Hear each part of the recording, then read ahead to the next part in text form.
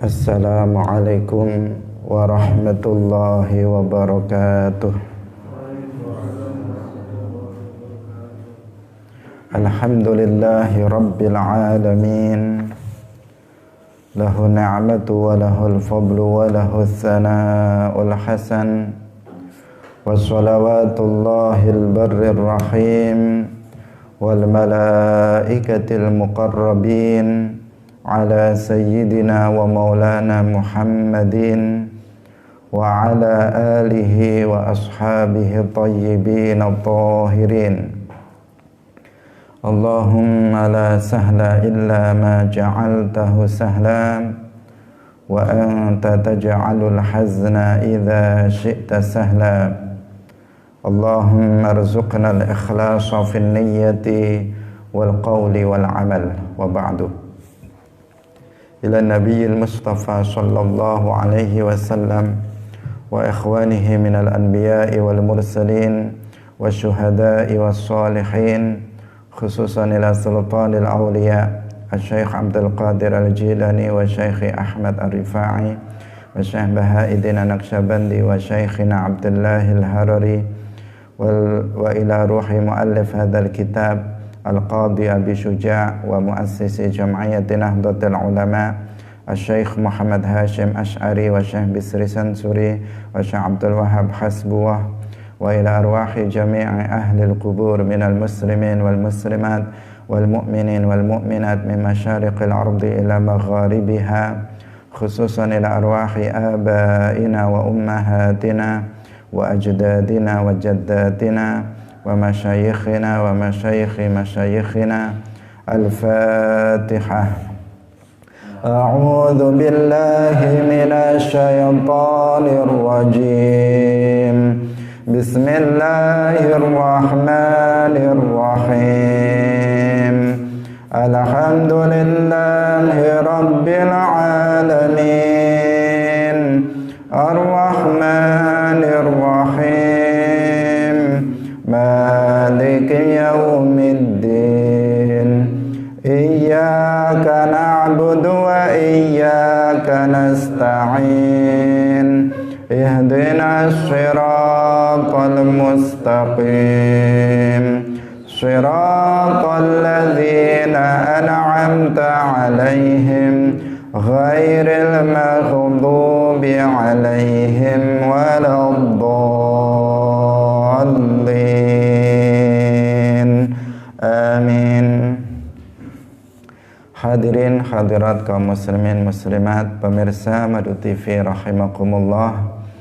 Alhamdulillah, puji syukur marilah kita sampaikan kepada Allah Subhanahu wa ta'ala. Allah Subhanahu wa ta'ala pagi hari ini melimpahkan rahmatnya, nikmat-nikmatnya kepada kita semuanya. Nikmat yang begitu banyak dan begitu besar kepada kita semuanya, khususnya nikmat taufik. Karena hanya dengan taufik dari Allah Subhanahu wa ta'ala kita semuanya mau melangkahkan kaki menuju majelis ilmuddin. Tanpa taufik dari Allah Subhanahu wa ta'ala tentunya sedikit pun kita tidak akan melangkahkan kaki, bahkan kemungkinan keinginan untuk hadir pun tidak ada. Karena itu kita bersyukur kepada Allah Subhanahu wa ta'ala atas nikmat tersebut. Semoga Allah Subhanahu wa ta'ala senantiasa menetapkan taufiknya tersebut pada diri kita, sehingga masih banyak lagi amalan-amalan kebaikan yang bisa kita lakukan. Amin ya rabbal alamin. Salawat dan salam semoga tetap terlimpahkan kepada Nabi Agung, pemimpin dari seluruh manusia nanti pada hari kiamat, Nabi terakhir yang tidak ada orang yang diangkat menjadi Nabi setelah beliau, Nabi Muhammad sallallahu alaihi wasallam, para sahabatnya, para keluarganya, serta seluruh umat Islam yang mengikuti beliau ila yaumil qiyamah. Hadirin hadirat rahimakumullah, Pagi hari ini kita masih membicarakan tentang syarat wajib zakat, yaitu yang terakhir dari 5 jenis mal zakawi, dari 5 jenis harta yang ada zakatnya. Untuk itu mari kita ikhlaskan niat kita lillahi ta'ala. Telah kita jelaskan sebelumnya bahwa harta zakawi, harta yang ada zakatnya itu ada 5. Yang pertama adalah binatang ternak. Yang kedua adalah asman, yang terdiri dari emas dan perak. Yang ketiga adalah zuru', zakat atau pertanian yang berupa biji-bijian, bahan makanan pokok. Kemudian yang keempat adalah buah-buahan atau as-simar. Dan yang kelima yang pagi hari ini kita kaji adalah urudut tijarah, yaitu harta perdagangan. Hadirin rahimakumullah, mari kita baca. Qala al-muallifu rahimahullahu ta'ala, wa amma urudut tijarati fatajibu zakatu fiha bisyara'id al-madhkurati fil athman. Wa amma urudut tijarati lan anapun utawi dagangan utawa bondo dagangan, fatajibu mongko iku wajib apa az-zakatu zakat fiha ing dalem urudut tijarah bisyuruti kelawan pira-pira syarat al-madhkurati kang den tutur fil asmani ing dalem asman, emas perak.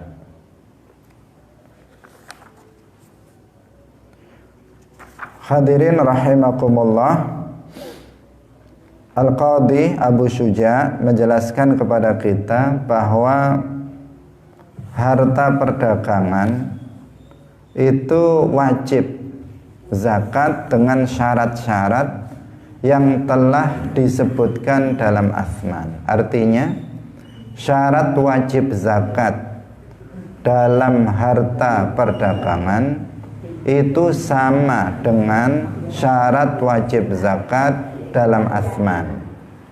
Nah, kita sebutkan bahwa dalam asman, emas dan perak, syarat wajib zakatnya kemarin ada berapa?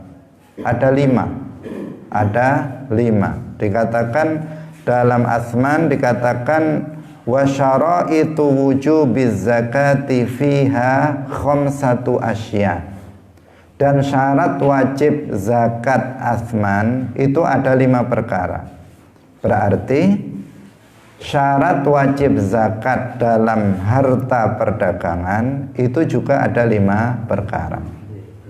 Yang pertama adalah Islam, yang kedua adalah merdeka, yang ketiga adalah al-milkut tam, kepemilikan yang sempurna, yang keempat adalah nisab, dan yang kelima adalah haul. Jadi sama persis, syarat wajib zakat harta perdagangan itu sama persis dengan syarat wajib zakat asman, emas dan perak. Bahkan dalam banyak hal itu nanti harta perdagangan itu sama, termasuk nanti dalam hal cara menghitung nisabnya juga berkaitan dengan emas perak. Dalam mengeluarkan zakatnya juga akan terkait dengan emas dan perak.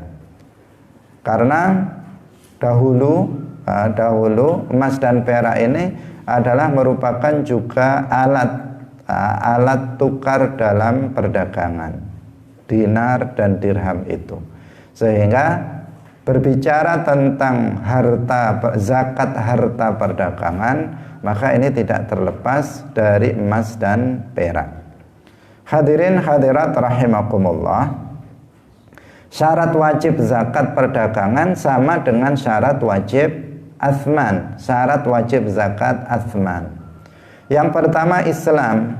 Nah, kita sudah jelaskan berkali-kali di sini semua syarat wajib zakat yang 5, zakat harta yang 5 semuanya ada syarat ini. 3 syarat ini semuanya ada. Yang pertama adalah Islam, yang kedua adalah merdeka, dan yang ketiga adalah kepemilikan yang sempurna. 3 syarat ini semuanya ada dalam peternakan ada, dalam zakat emas perak ada, dalam zakat pertanian biji-bijian, buah-buahan juga ada. 3-tiganya ini ada. Karena memang yang pertama Islam itu telah kita tegaskan berkali-kali. Islam adalah syarat dari diterimanya amal ibadah seseorang, dan juga syarat dari sahnya ibadah seseorang, bahkan juga syarat dari wajibnya seseorang melakukan kewajiban. Nah, kalau seorang non-muslim dia melakukan ibadah, maka tidak sah dan tidak diterima oleh Allah Subhanahu wa ta'ala. Ada seorang non-muslim, kemudian dia berdagang, kemudian dagangannya luar biasa sangat besar. Kita lihat sekarang banyak non-muslim yang dia bisnis, dagang luar biasa. Dia kaya raya, sukses dalam perdagangannya. Tetapi meskipun demikian, mereka tidak wajib mengeluarkan zakat perdagangan. Apabila mereka mengeluarkannya, maka tidak sah. Zakat yang dikeluarkannya itu tidak sah. Apabila dia tidak mengeluarkannya, maka nanti di akhirat dia akan mendapatkan azab karena tidak mengeluarkan zakat. Karena yang kita maksud kemarin, ketika dikatakan tidak wajib bagi orang kafir untuk mengeluarkan zakat, artinya tidak wajib diminta. Wujubul mutalabah, tidak wajib diminta di dunia ini untuk mengeluarkan zakat. Tidak dikatakan kepada orang kafir di dunia ini keluarkan zakat. Nah, tetapi untuk orang kafir dikatakan kepadanya aslim, masuklah Islam kamu. Baru setelah masuk Islam dia diperintahkan untuk mengeluarkan zakat. Hadirin hadirat rahimakumullah. Yang kedua, merdeka. Hamba sahaya, budak tidak wajib mengeluarkan zakat, karena budak ini tidak juga terkait dengan yang ketiga. Dia tidak memiliki kepemilikan yang sempurna, bahkan dia itu dimiliki. Budak itu apa? Dimiliki. Bahkan budak itu statusnya dari satu sisi itu seperti barang, seperti binatang, seperti sapi, kambing yang bisa diperjualbelikan, bisa dimiliki oleh manusia. Nah, budak ini juga bisa dijual, bisa diberikan, bisa dihadiahkan. Misalnya saya punya budak, saya hadiahkan kepada kamu, bisa dijual, bisa dijual. Karena apa? Dari satu sisi meskipun dia manusia, tetapi dia dimiliki oleh orang lain. Hadirin hadirat rahimakumullah. Sehingga budak ini tidak berkewajiban untuk mengeluarkan zakat. Kemudian yang ketiga, kepemilikan yang sempurna. Dia harus memiliki harta itu secara sempurna. Kalau kepemilikannya lemah, seperti yang kita telah jelaskan sebelumnya, misalnya seorang budak yang budaknya itu mukatab, maka kepemilikan yang dia miliki itu lemah, sehingga dia juga tidak berkewajiban untuk mengeluarkan zakat perdagangan dalam hal ini. Kemudian yang keempat adalah haul. Haul artinya sudah 1 tahun. Sudah 1 tahun dia berdagangnya. Dalam hal ini tidak seperti athman. Jadi nisab harta perdagangan itu dianggapnya pada akhir haul. bukan pada awal haul. Nah, berbeda dengan apa? Dengan athman. Apabila perdagangannya itu telah mencapai nisab pada awal haul, tetapi pada akhirnya tidak mencapai nisab, maka tidak ada zakatnya. Jadi kalau seseorang misalnya dia berdagang, kemudian dalam perdagangan itu di awal, di pertengahan itu sudah mencapai haul. Kemudian setelah di akhir haul, di akhir tahun, misalnya dia mulai berdagangnya pada bulan Muharram. Pada bulan Ramadan, harta dagangannya itu sudah mencapai nisab. Tetapi pada Muharram tahun berikutnya, ketika dia sudah mencapai akhir haul, ternyata harta dagangannya tidak mencapai nisab. Harta dagangannya tidak mencapai nisab karena misalnya dia merugi, atau karena misalnya hartanya dikurangi untuk bangun rumah atau untuk beli sawah misalnya, sehingga ketika di akhir haul ternyata tidak lagi mencapai nisab, maka di sini dia tidak wajib mengeluarkan zakat karena perhitungan nisabnya itu pada akhir haul, bukan pada awal haul. Ketika sudah akhir tahun baru kemudian dihitung seluruh harta dagangannya, baik itu berupa uang cash yang ada di laci, misalnya yang ada di laci uang cash yang masih diputar untuk dagang, maupun barang-barang dagangan yang masih ada yang belum terjual, semuanya dihitung, termasuk yang dihutang oleh orang, dihutang oleh orang yang nanti akan dikembalikan tentunya, itu semuanya apa? Semuanya dihitung, dijumlahkan.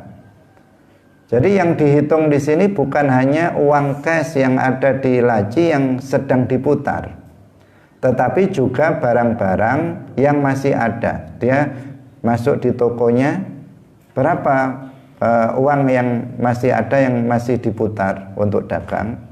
Kemudian dihitung dagangannya masih berapa saja, kemudian nilainya itu berapa, dihitung.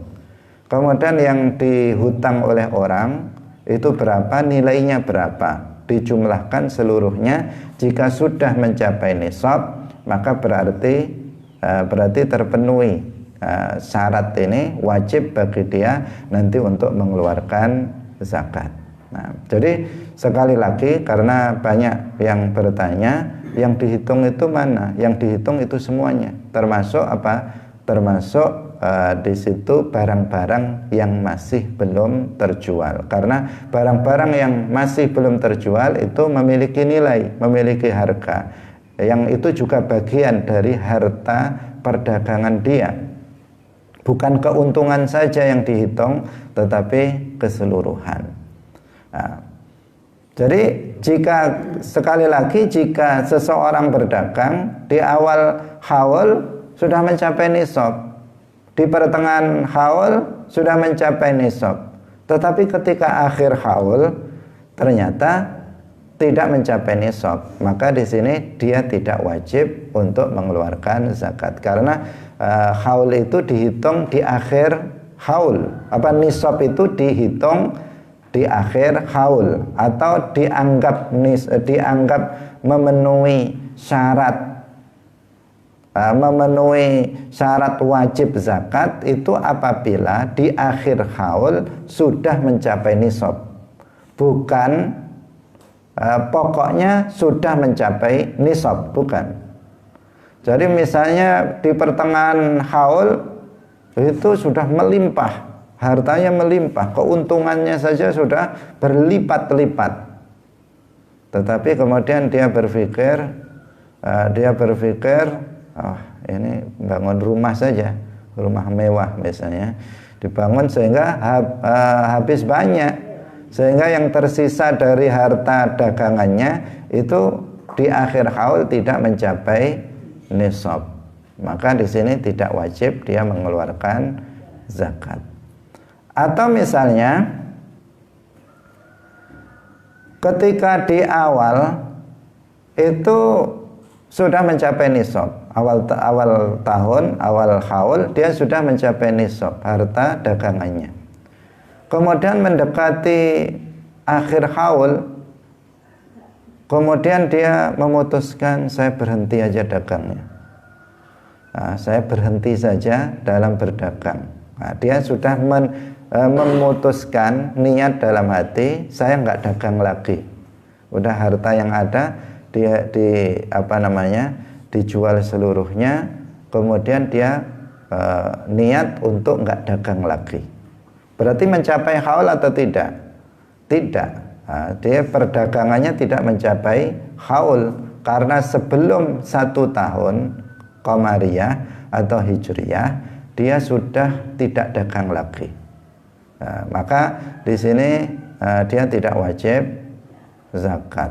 Artinya bisa diakali ini oleh orang-orang yang mau mengakali. Ini sebenarnya bisa diakali orang yang berdagang. Jadi sudah mendekati setahun, kemudian digunakan untuk beli ini dan beli itu, habis nggak sampai nisab, nggak jadi zakat lagi. Sudah mendekati haul, udah saya nggak usah dagang lagi. Nanti habis sudah haul, saya tak dagang lagi sekarang. Itu bisa saja orang yang ngakali itu akan bermain-main seperti itu,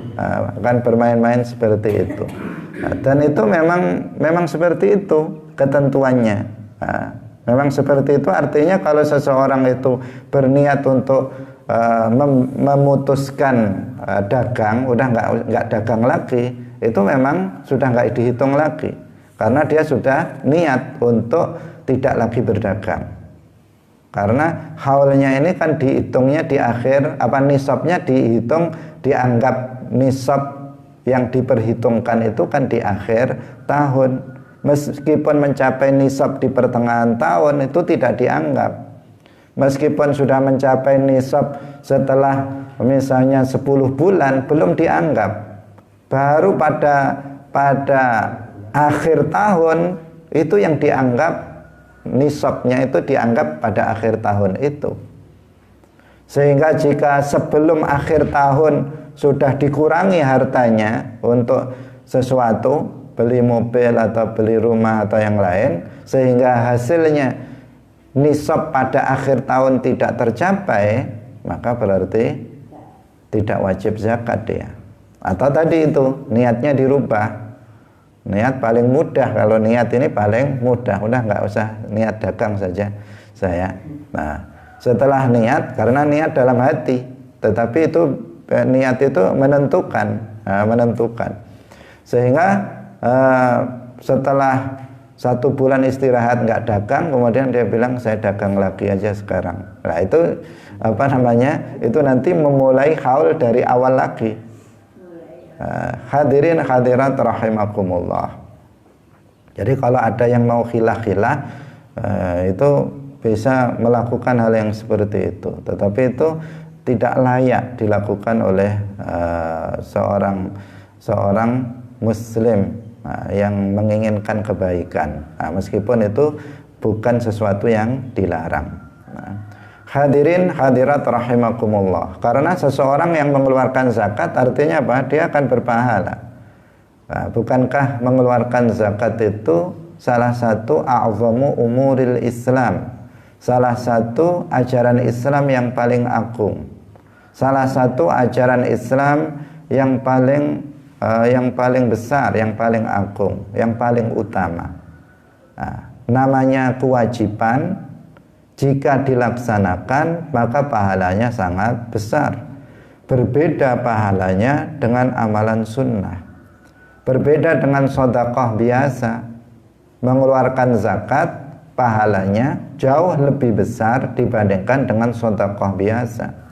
Karena itu kalau seseorang sengaja menghindari zakat, biar sedekah saja, maka dia akan merugi dari sisi pahalanya, karena pahala amalan yang wajib tidak tertandingi oleh pahala amalan sunnah.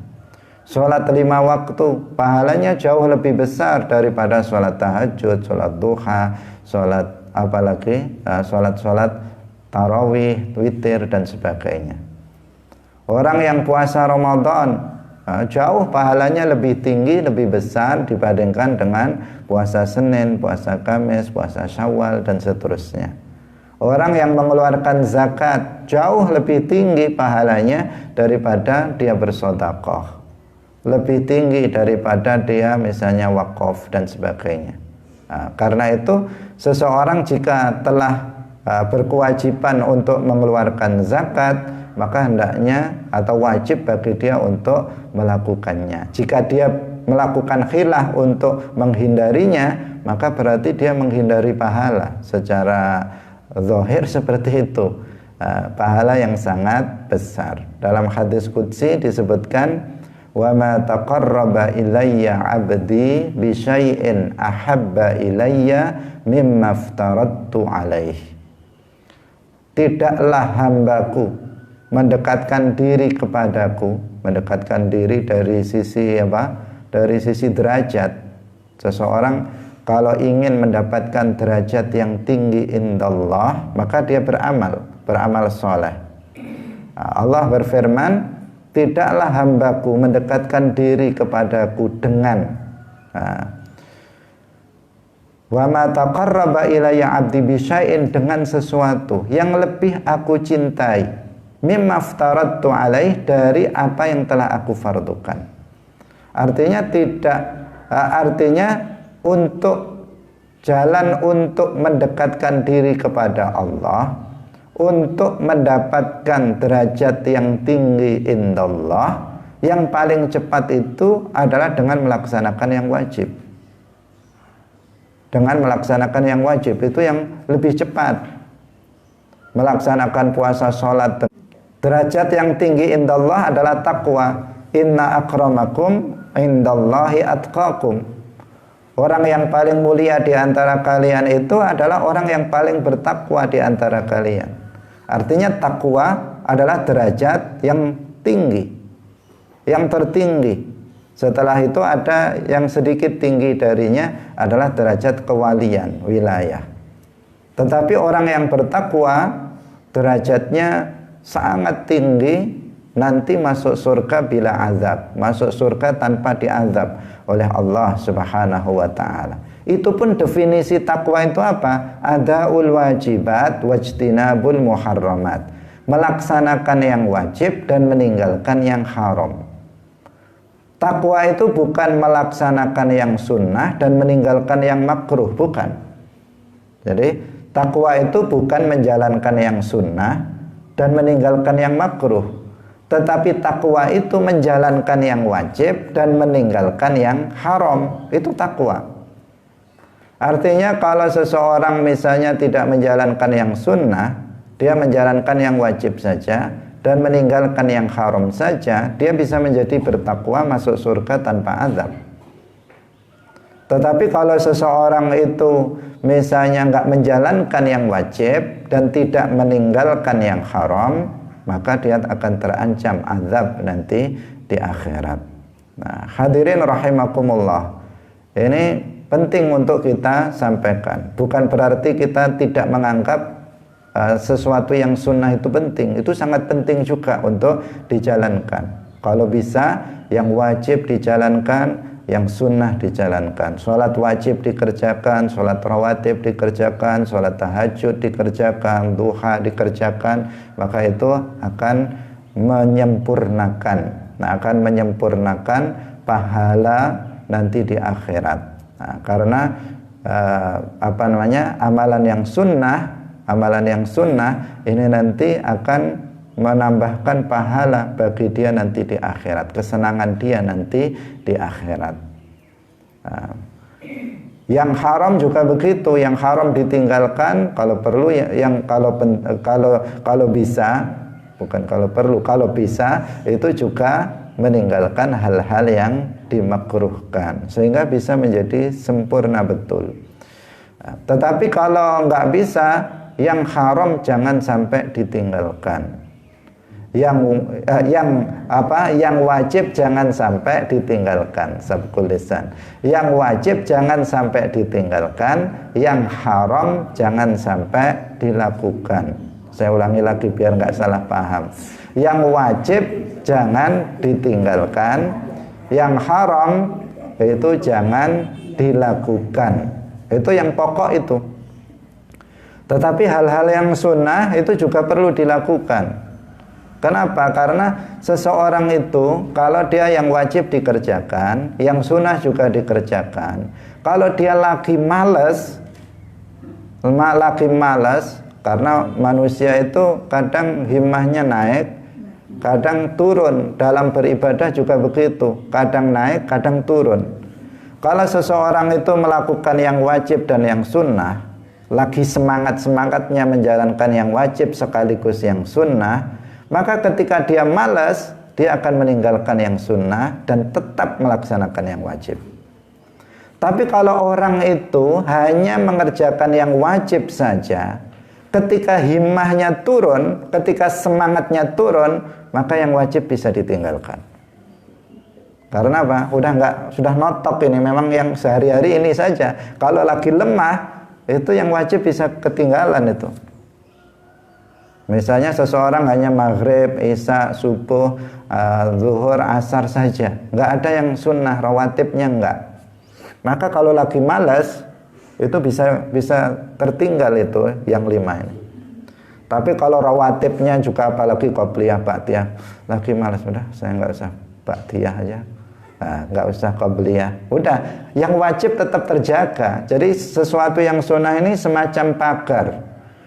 Sesuatu yang sunnah ini semacam pagar agar kita tidak meninggalkan yang wajib. Demikian juga meninggalkan sesuatu yang makruh, ini semacam pagar agar kita tidak menerjang yang haram. Jika yang makruh saja kita tinggalkan, maka kita nggak akan berani untuk meninggalkan sesuatu yang haram di saat himmah kita lemah dalam beribadah. Jadi kita ketika mengatakan bahwa yang wajib itu lebih penting dari yang sunnah, itu bukan berarti kita melemahkan dalam pengamalan yang sunnah. Justru hal yang sunnah itu juga penting untuk dilaksanakan sebagai pagar dari hal-hal yang wajib. Untuk kita laksanakan. Hadirin hadirat rahimakumullah. Kita tadi berbicara tentang masalah khilah. Sebagian orang dari zakat-zakat itu ya mudah. Seseorang itu kalau mau melakukan khilah kan mudah. Apalagi yang ada syarat-syarat haul, itu mudah. Belum 1 tahun sudah, misalnya kalau seseorang punya kambing 40 ekor, nisabnya kan sampai berapa kambing? 40 ekor. Kurang setahun kok kurang 1 tahun haul, udah sembelih 1 aja lah. Nanti begitu akhir, 39 nggak sampai 40, berarti nggak wajib zakat. Kan bisa disembelih 1 untuk makan-makan. Sehingga tinggal akhir haul tinggal 39. Artinya orang kalau mau ngakal-ngakal kan bisa. Mau dia berdagang juga begitu. Mau berdagang, udah mau setahun dia nilak, udah saya niat nggak dagang lagi, sudah nggak wajib lagi dia mengeluarkan zakat perdagangan.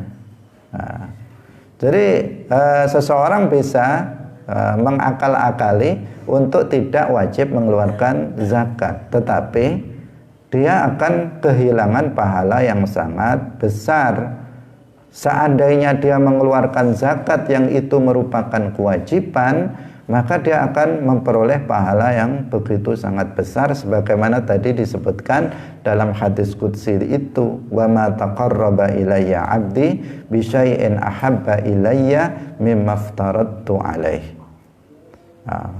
Seseorang itu dalam beramal biar lebih cepat menghantarkan derajat dia lebih tinggi menurut Allah, maka dia harus mengutamakan hal-hal yang wajib baru kemudian melaksanakan hal-hal yang sunnah. Dengan hanya seseorang melakukan yang wajib dan meninggalkan yang haram, dia sudah memperoleh derajat yang tinggi indallah, yaitu takwa. Jika dia menambahnya dengan amalan yang sunnah, meskipun hanya satu, tetapi dia istiqamah melakukannya, maka dia bisa sampai pada derajat wilayah, menjadi seorang waliullah. Nah, hadirin rahimakumullah. Nah, itu jalannya. Mudah diucapkan, sulit dilaksanakan. Karena kewajiban itu ternyata bukan hanya sholat, bukan hanya puasa Ramadan, bukan hanya haji, bukan hanya zakat, tapi ada kewajiban yang lain. Ada kewajiban ikhlas dalam beramal, sulitnya bukan main. Ada kewajiban ridho bitakdirillah. Ada kewajiban apalagi as-sabru, sabar dalam 3 hal. Ada kewajiban syukur dan seterusnya. Yang semuanya itu ternyata tidak mudah untuk dilakukan, tidak mudah untuk dilaksanakan. Sehingga untuk mencapai takwa saja sulitnya bukan main. Tetapi bagi orang-orang yang Allah beri taufik, bagi orang-orang yang Allah mudahkan untuk melakukannya, maka itu sesuatu yang tidak mustahil, sesuatu yang bisa untuk dicapai oleh kita. Nah, semoga Allah Subhanahu wa taala memberikan taufik kepada kita untuk bisa untuk mau belajar ilmu agama, kemudian memberi taufik kita untuk bisa mengamalkannya. Karena derajat tinggi indallah selalu bermula dari ilmu.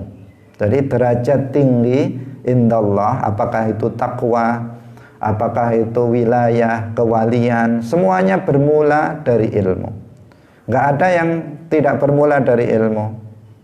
Nggak ada yang seseorang tiba-tiba jadi orang bertakwa, orang soleh. Nggak ada seseorang yang tiba-tiba jadi wali sebelum dia belajar ilmu agama. Ini adalah langkah awal menuju derajat takwa dan kewalian. Karena itu Imam Syafi'i mengatakan, mattakhadallahu waliyan jahilan. Allah itu tidak menjadikan seorang wali orang yang bodoh. Orang bodoh nggak ada yang jadi wali. Ada sebagian, dia nggak pernah belajar, ilmunya laduni. Nah, itu salah memaknai ilmu laduni. Ilmu laduni bukan begitu. Ilmu laduni itu bukan ilmu tentang sholat, ilmu tentang toharoh, ilmu tentang ma'rifatullah, ma'rifatul rasul. Itu bukan ilmu laduni. Ilmu laduni ilmu yang didapat tanpa belajar, yang Allah anugerahkan kepada seseorang tertentu. Itu adalah ilmu yang Allah berikan kepada orang yang bertakwa. Jadi ilmu laduni itu syaratnya takwa.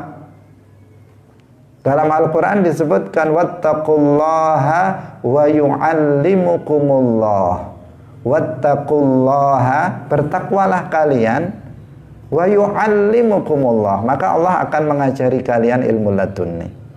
Syaratnya takwa. Takwa itu menjalankan yang wajib dan meninggalkan yang haram. Berarti sebelumnya untuk mendapatkan ilmu laduni, seseorang harus belajar taharah, seseorang harus belajar sholat, seseorang harus belajar puasa, seseorang harus belajar ma'asi, maksiat hati, maksiat mata, maksiat telinga. Seseorang harus mengenal Allah dengan benar, seseorang harus mengenal Rasulullah dengan benar. Setelah itu dia menjalankannya, sehingga dia menjadi seorang bertakwa. Di saat itulah maka seseorang akan mendapatkan ilmu laduni. Ilmu laduni, misalnya dia bisa memahami sesuatu yang tidak bisa dipahami oleh orang biasa. Misalnya seseorang bisa memahami penafsiran mimpi seseorang. Itu disebut sebagai ilmu laduni. Jangan salah paham. Dari kecil nggak pernah belajar ilmu agama, tua-tua atau setengah tua, tiba-tiba dia ngaku jadi wali. Ilmu laduni katanya. Nah, toharohnya ilmu laduni, nggak ada ilmu laduni. Karena apa? Rasulullah sudah mengatakan, Rasulullah sudah bersabda, innamal ilmu bitta'allum. Ilmu itu dengan belajar. Innamal ilmu bitta'allum ayyuhan nas ta'allamu fa innamal ilmu bitta'allum wal fiqhu bittafaqquh. Seperti itu tata caranya. Bahkan Rasulullah saja, makhluk yang paling mulia, manusia yang paling mulia, beliau belajar. Beliau belajar, gurunya adalah malaikat Jibril alaihi salam. Dalam Al-Quran disebutkan wa'allamahu syadidul quwa. Wa'allamahu syadidul quwa. Syadidul quwa, para ulama menafsirkannya, dia adalah Jibril. Jibril yang mengajari Rasulullah.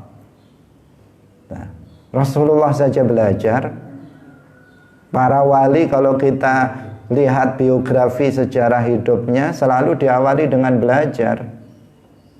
Para ulama selalu mengawali kehidupannya dengan belajar. Pada umur 7 tahun belajar ke sini dan seterusnya. Nah, sekarang ada orang nggak pernah belajar ilmu agama, nggak pernah hadir dalam majelis ilmu agama, nggak pernah mondok, nggak pernah, ini kalau lebih berat lagi, nggak pernah dia hadir, yang paling ringan nggak pernah hadir dalam majelis ilmu. Ilmu agama saja dia nggak suka, majelis ilmu saja dia nggak senang, kemudian tiba-tiba dia mengatakan dia jadi wali, ilmunya adalah laduni. Laduni dari mana? Nggak ada peluangnya. Laduni itu syaratnya takwa, sebagaimana firman Allah, wattaqullaha wa yu'allimukumullah. Kalau ilmu taharah harus belajar, ilmu salat harus belajar kepada seorang guru. Ta'allamu fa innamal ilmu bitta'allum. Hadirin hadirat yang dirahmati oleh Allah Subhanahu wa taala, ini faedah penting untuk menambahkan, karena dalam masalah zakat ini bisa dilakukan khilah-khilah. Khilah-khilah artinya ya dia khilah untuk menghindari pahala. Menghindari pahala. Tentu seorang mukmin tidak seperti itu. Seorang mukmin yang sempurna maksudnya tidak seperti itu, karena seorang mukmin la yashba'ul mu'min min khairin yasma'uhu hatta muntahahul jannah. Seorang mukmin itu tidak pernah merasa kenyang dengan kebaikan yang dilakukannya, dengan kebaikan yang didengarnya. Nggak pernah merasa udah puas saya dengan kebaikan yang dilakukan, tinggal santai-santai sekarang. Tidak seperti itu seorang muslim yang sempurna, tetapi dia akan terus menambah haus, terus kelaparan dengan kebaikan-kebaikan untuk sampai ujungnya adalah surga. Kalau sudah masuk surga baru dia puas, tidak merasa puas sebelum itu. Hadirin hadirat yang dirahmati oleh Allah Subhanahu wa taala. Jadi untuk harta perdagangan itu syarat wajibnya ada 5. Nah, sebagaimana dalam athman, emas dan perak. Nah, yang kelima tadi, yang keempat dan adalah haul, dan yang kelima itu mencapai nisab. Tentang nisabnya nanti akan ada uraiannya tersendiri di belakang. Hadirin rahimakumullah. Qala al-muallifu rahimahullah. Sekarang kita mulai memasuki pembahasan tentang nisab seperti yang sudah kita sampaikan sebelumnya. Memulai lagi dari zakat peternakan. Muallif mengatakan wa awwalu nisabil ibili khamsun wa fihi syatun. Fasal menjelaskan, dan awal nisabnya unta itu adalah 5 ekor. Dan dalam 5 ekor unta itu adalah syatun, yaitu 1 kambing. Wa fi asrin, dan dalam 10 ekor unta syatani, yaitu 2 ekor kambing. Wa fi khamsata asyara thalathu syiyahin, dan dalam 15 ekor unta zakatnya adalah 3 kambing. Wa fi isyrina arba'u syiyahin, dan dalam 20 ekor unta zakatnya adalah 4 kambing. Wa fi khamsin wa isyrina bintu makhadin, wa fi sittin wa thalathina bintu labunin, wa fi sittin wa arba'ina hiqqah, wa fi ahda wa sittina jaza'atun, wa fi sittin wa sab'ina binta labunin, wa fi ahda wa tis'ina hiqqatani, wa fi mi'atin wa ihda wa ishrina thalathu banati labunin, thumma fi kulli arba'in bintu labun. Kemudian dalam setiap 40 ekor unta lipatan 40 adalah bintu labun. Wa fi kulli khamsin hiqqah. Itu nama-nama, istilah-istilah ya. Ada istilah jaza'ah, ada istilah hiqqah, ada istilah bintu makhad. Insyaallah ini nanti akan kita jelaskan. Hadirin hadirat kaum muslimin muslimat rahimakumullah.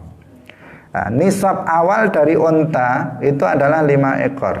Ini unta yang kita nggak memilikinya.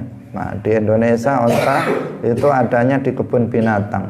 Nah, yang dilihat-lihat oleh kita. Nah, sementara nggak ada orang beternak unta di Indonesia. Nggak tahu karena mungkin tidak cocok dengan dengan cuacanya. Nah, karena itu juga tergantung kepada cuaca.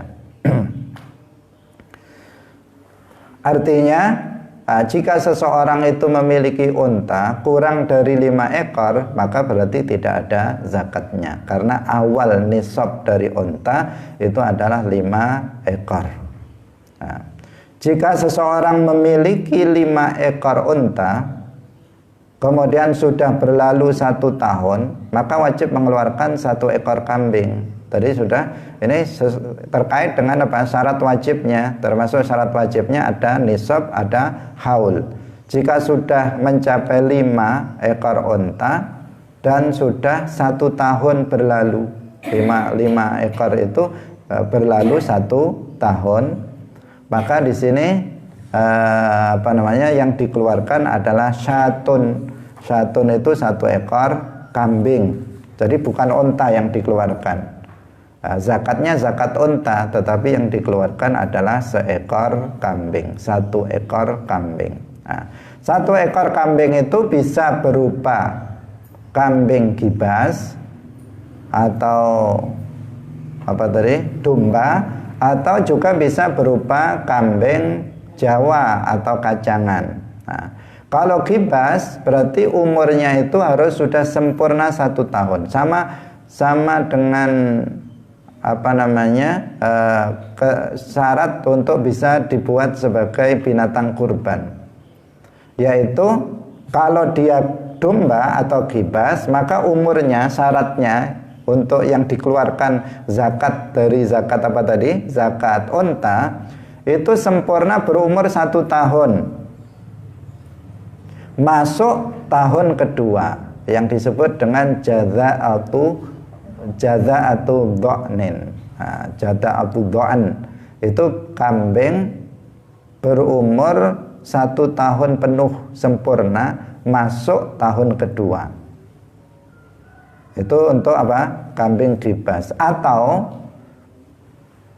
sudah poel, giginya itu sudah gugur, sudah tanggal, sudah poel, meskipun belum berumur 1 tahun, tetapi sudah lewat sudah lewat dari 6 bulan. Dia sudah poel giginya, tapi belum mencapai umur 1 tahun. Ini juga bisa dikeluarkan untuk untuk zakatnya unta, 5 ekor unta, 1 ekor kambing domba dengan ketentuan umurnya 1 tahun atau mendekati 1 tahun tapi sudah poel giginya, sudah tanggal atau gugur giginya. Atau kalau kambing kacangan, kambing Jawa, maka 1 ekor kambing kacangan betina yang telah berumur 2 tahun sempurna, Tsaniyatu ma'zin. Tsaniyatu ma'zin. Jadi betina, kalaupun jantan itu juga boleh. Kalau betina umur 2 tahun sempurna, masuk umur 3 tahun, masuk tahun ketiga, itu baru boleh. Berarti lebih tua. Kalau kambing Jawa itu lebih tua. Itu sama juga untuk kurban juga begitu. Kalau kambing Jawa umurnya harus 2 tahun sempurna. Kurang dari 2 tahun sempurna tidak bisa. Dan nggak ada syarat poel. Ini yang sering disalahpahami. Terkadang dia mau berkorban kambing Jawa, dia nanya juga, kambingnya sudah poel atau belum? Kalau kambing Jawa nggak ada istilah poel, harus 2 tahun. Harus 2 tahun sempurna baru bisa dikeluarkan untuk zakat ini tadi, sebagai zakat. Atau kalau kurban baru bisa untuk dikurbankan. Tetapi kalau gibas itu ada 2. Ada kalanya dia itu berumur 1 tahun sempurna, masuk tahun kedua, atau belum berumur 1 tahun tetapi sudah poel. Itu kalau gibas.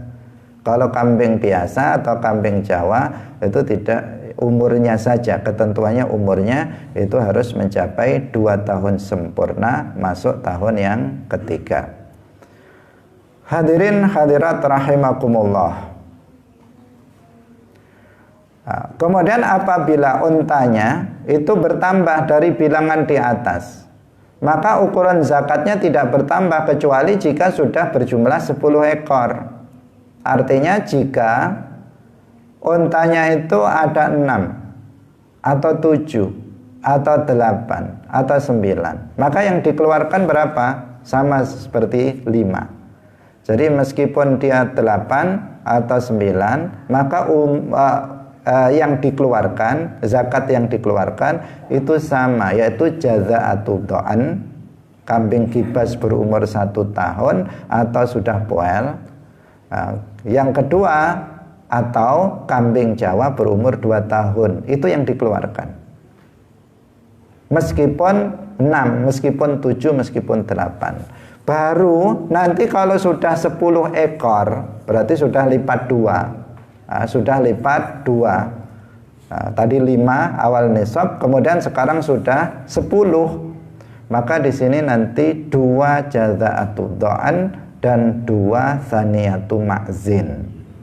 Jadi yang dikeluarkan nanti 2 kambing. Kalau gibas berarti 2 kambing gibas berumur 1 tahun atau yang sudah poel. Kalau kambing Jawa berarti kambing betina yang sudah berumur 2 tahun, 2 ekor. Kalau sudah 10. Kalau masih belum 10, masih 9, maka hitungannya masih 5. Jadi hitungan di antara nisab 5 ke 10 itu dimaafkan, tidak ada zakatnya.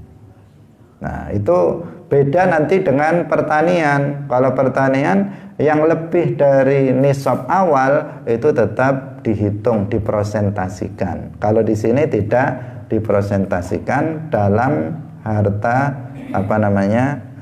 peternakan. Kemudian yang berikutnya, apabila untanya itu telah mencapai 15 ekor, maka zakatnya adalah 3 kambing. Berarti 3 kambing itu jaza'atu do'an 3 atau tsaniyatu ma'zin 3 ekor. Apabila telah mencapai 20 ekor, maka zakatnya 4 ekor kambing, arba'u syiyahin. Syiyah itu jamak dari syatun. Arba'u syiyahin, 4 ekor kambing, berarti sama syaratnya, 4 ekor jaza'atu do'an atau 4 ekor tsaniyatu ma'zin. Itu istilah ya, istilah. Nanti banyak istilah yang berikutnya nanti akan kita bahas, banyak sekali istilah-istilah itu. Istilah nama-nama kambing setiap umur itu ada namanya sendiri-sendiri. Nah, kalau jaza'atu do'an tadi itu umur berapa? 1 tahun domba atau sudah poel, itu namanya jaza'atu do'an. Kalau kambing Jawa umur 2 tahun, betina namanya apa? Tsaniyatu ma'zin. Itu yang dikeluarkan. Nah, jika kemudian telah mencapai 25 ekor unta, maka yang dikeluarkan baru ganti unta betina berumur 1 tahun. Jadi sampai 20 ekor kambing, sampai 20 ekor unta yang dikeluarkan apa? Kambing. Jadi ini zakat unta. Sampai hitungan 20 yang dikeluarkan adalah kambing.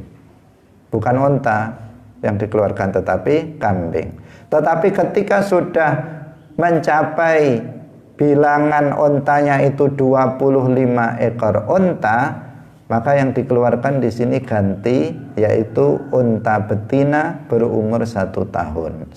Satu ekor unta betina berumur 1 tahun. Kalau sudah mencapai 25 ekor unta. Nah, hadirin rahimakumullah, ini waktu sudah habis. Insya Allah masih kita lanjutkan karena masih tentang unta masih kurang. Kemudian setelah itu akan kita jelaskan tentang sapi dan kambing dan seterusnya. Semoga bermanfaat. Barakallahu fikum. Wallahul muwaffiq ila aqwamit thoriq. Wassalamualaikum warahmatullahi wabarakatuh. La ilaha illallah. Allahumma salli ala sayyidina Muhammad wa ala alihi wa sahbihi wa sallim. Rabbi ghfirli wa liwalidayya wa lil mu'minina wal mu'minat.